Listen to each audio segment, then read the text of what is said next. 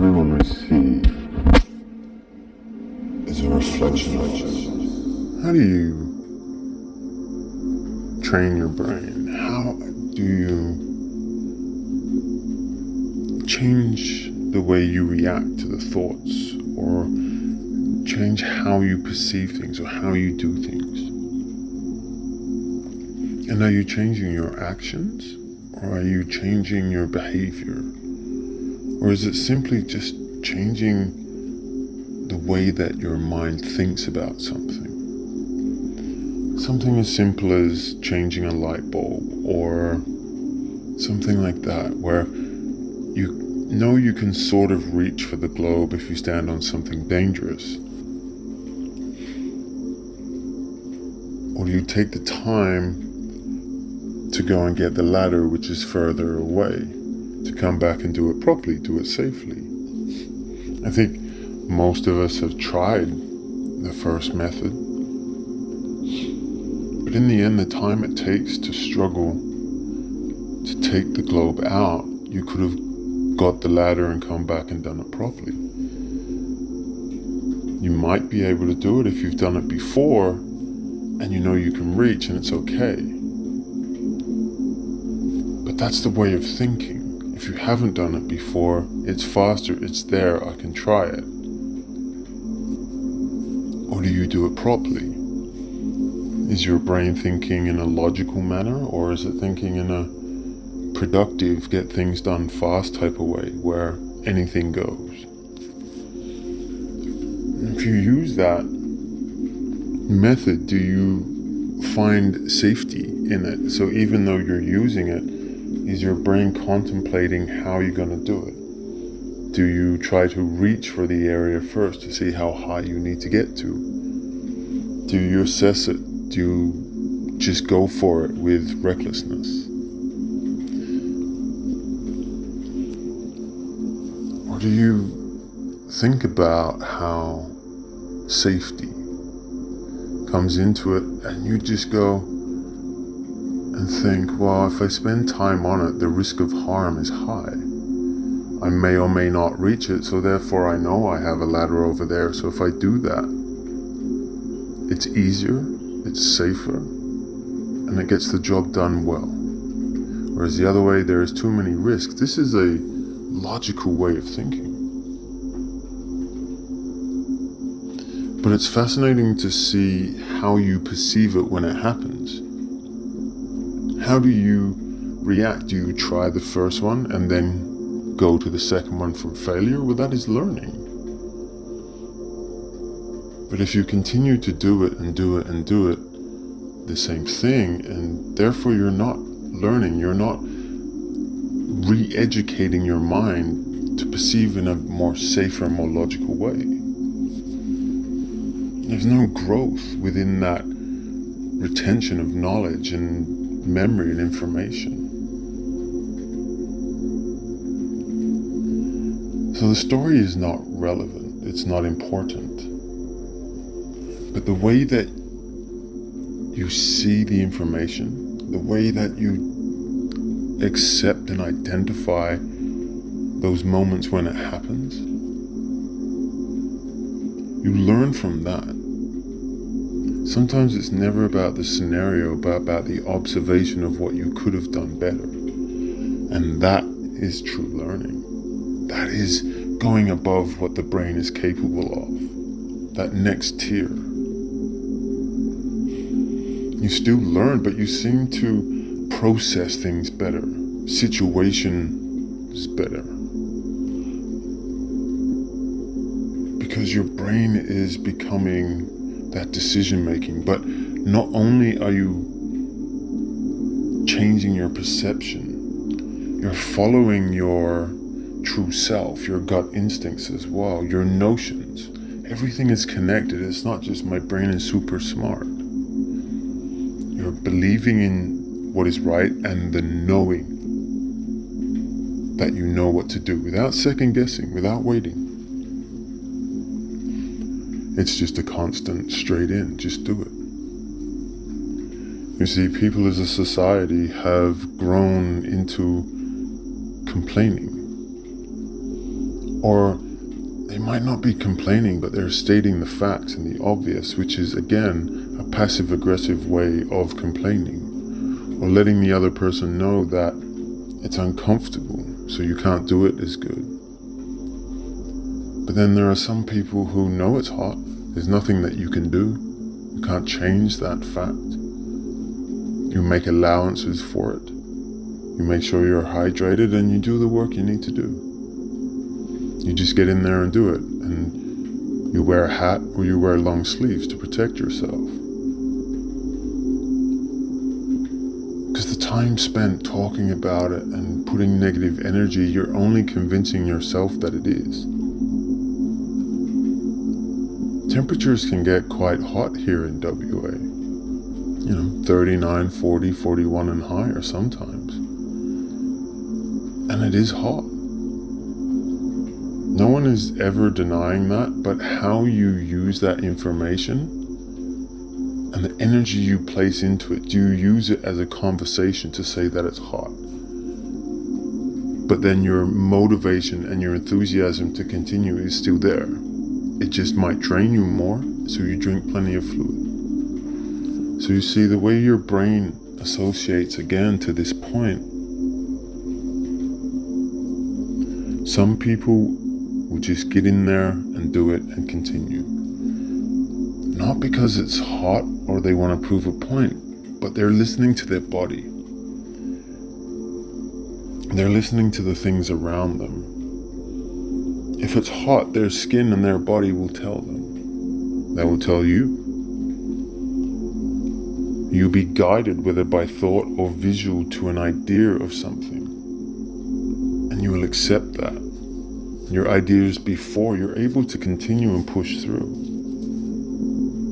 But people let themselves fall victim or prey to the present. Or the present moments that associate themselves to conversations about things that slow them down in a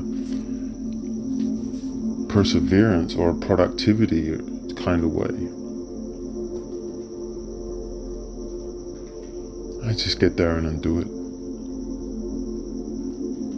But you do it in a collective way because you take precautions. You understand yourself and what you need. And you do it.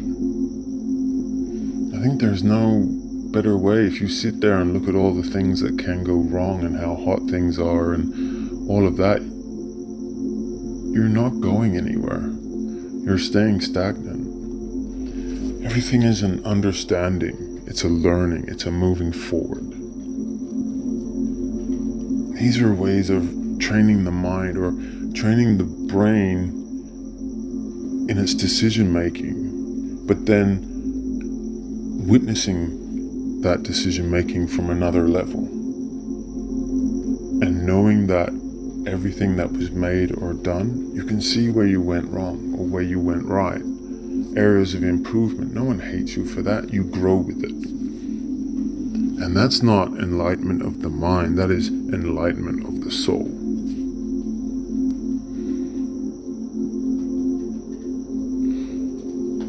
And something so simple as changing a light bulb can have such a profound meaning of spiritual growth.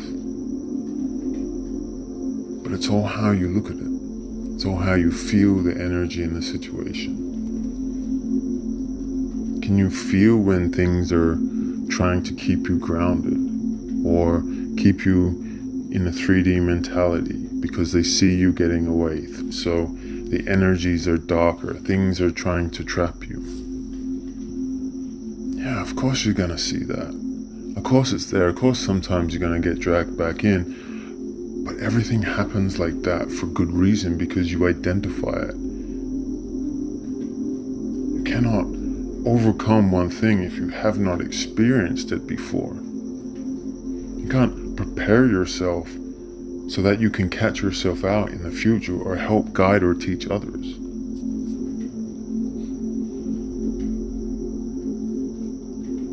So sometimes changing the way we see our own actions is more of an improvement and enlightenment for your soul than an hour's worth of meditation.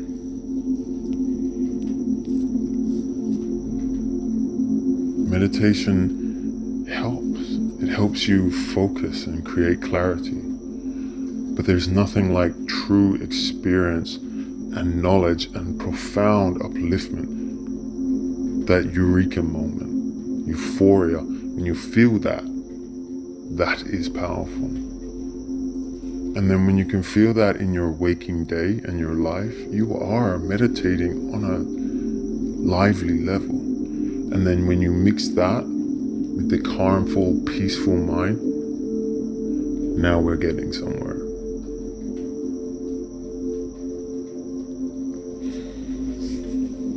You know, and things like this from the mind lead into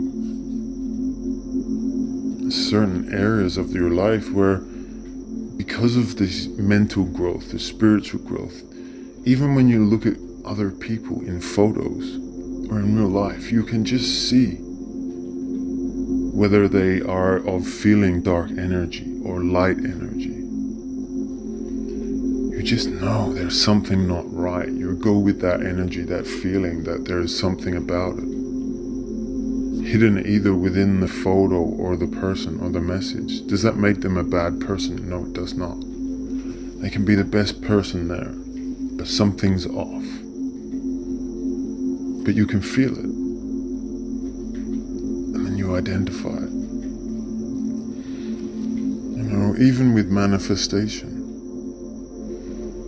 people have been so ingrained that when we manifest the things we want, the freedom, the love, the abundance, people are already imagining giving it away to others. It's like an ingrained thing where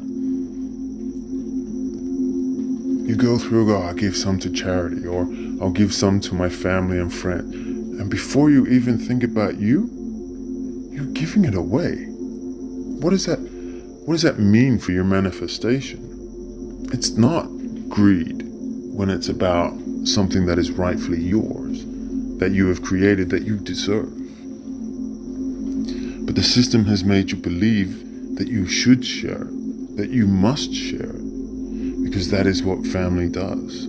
That is what blood does. That is what good, kind-natured people do.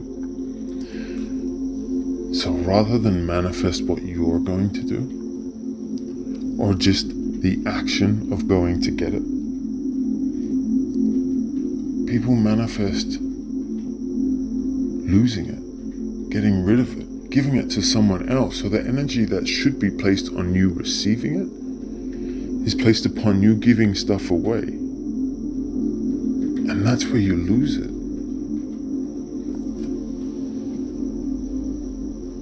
You know, all of these half-truths have been placed upon it. But only after you receive what it is that you've manifested, should you then go and start thinking about how to give it away, or how to help people. Don't worry about it before. No one's judging your character or gonna yell or scream at you because you don't do one thing. It's all you. You can keep things a secret. No one needs to know when it's your life and it's your areas that you're doing well. That is what is important when we see it from a mind's perspective. And then when we see how we can supersede how our mind works, we can focus on how we react, what we could have done better through that action. That's the journey of growth.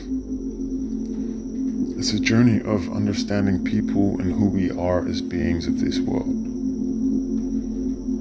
And when negative ones are there to manipulate or control, we witness that too.